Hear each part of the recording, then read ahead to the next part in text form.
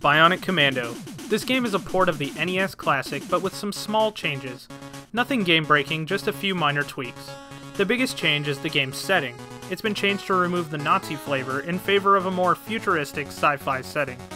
The change doesn't affect gameplay, but honestly, if you're playing Bionic Commando for the deep narrative it offers, then you have more problems than a simple change of setting in the game. Even though the setting has changed, the main plot is still the same. Super Joe has gone missing during a secret mission, and it's up to you to find him. Of course, the game has been scaled down to fit on the Game Boy's smaller screen, but it's made the transition very well. In fact, I'd say this is a prime example of how a console-to-handheld port should go. One thing that is definitely transferred over is the difficulty. You get 3 lives and 4 continues to beat the game, and chances are you're gonna need them. There are tons of enemies, bosses, and spikes standing between you and the end of this game. That's not to say it's unfair, but it's very challenging. You can earn extra continues by fighting the enemy patrols on the outside map, which makes it a bit easier, but you'll probably need those extras if you're gonna make it to the end. That being said, the controls are spot on in this game. You have full control over RAD, and everything you do feels just right. People new to the series may find the lack of a jump button frustrating initially, but you'll soon find that you don't need it. One big change for this version is the music.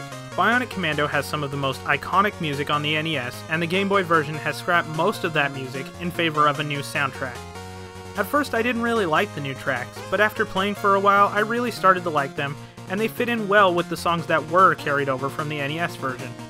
Overall, I think the music in the game is really strong, and the decision to have a new soundtrack was a good one. One stumbling point for a lot of people is that the game is in black and white, but don't let that put you off. It's an awesome game, and if you're a Bionic Commando fan, then you need to play it. Really the only downside, if you can call it that, is that it's so similar to the original that there might not be much new here for longtime fans. But that doesn't make the game any less awesome. In fact, it's a testament to how well the game made the transition from the NES to the Game Boy. Oh, there is one more bad thing, but it's kind of a good thing at the same time. The game has passwords.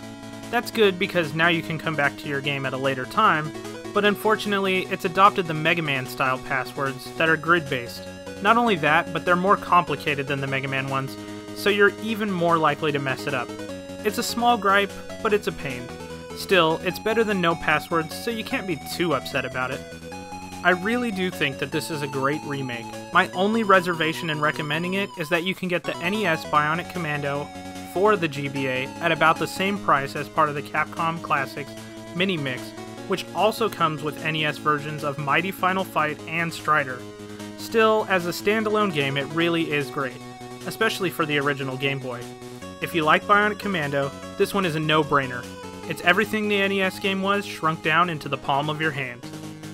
That wraps up another episode. Thanks as always for watching, and check out RetrowareTV.com for more episodes of my show and a bunch of other great shows that you really should be checking out. Until next time, I'm Ben, and I'll see you later.